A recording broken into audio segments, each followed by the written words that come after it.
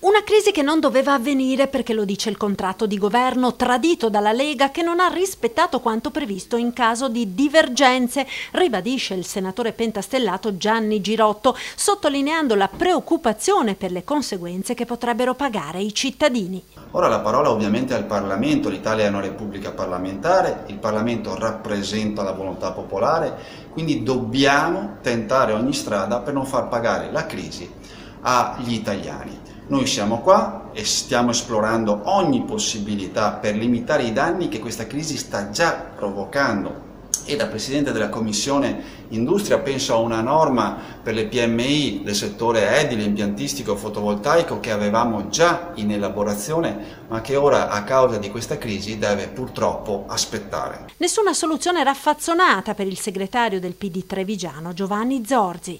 Abbiamo quasi 3.000 posti a rischio, posti di lavoro a rischio. Abbiamo 1.000 giovani che emigrano ogni anno alla ricerca di fortuna altrove. È evidente che di fronte a questi problemi, tra cui anche un clima culturale che agita inquietudine, rabbia, intolleranza, non serve un governo raffazzonato di corto raggio.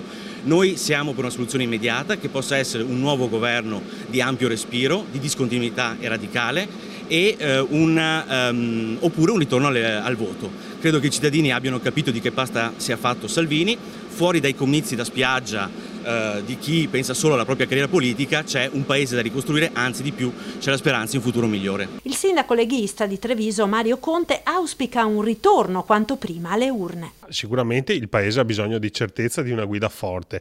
Meno tempo perdiamo in questa fase, meno è il rischio che appunto ci siano degli aumenti e delle ripercussioni anche gravi per i nostri cittadini. Quindi si dia subito voce al popolo e lasciamo che sia il popolo a decidere chi deve governare questo paese. Preoccupazione per le ripercussioni economiche che la crisi di governo potrà avere per i lavoratori anche da parte di Cristian Ferrari, segretario veneto della CGIL.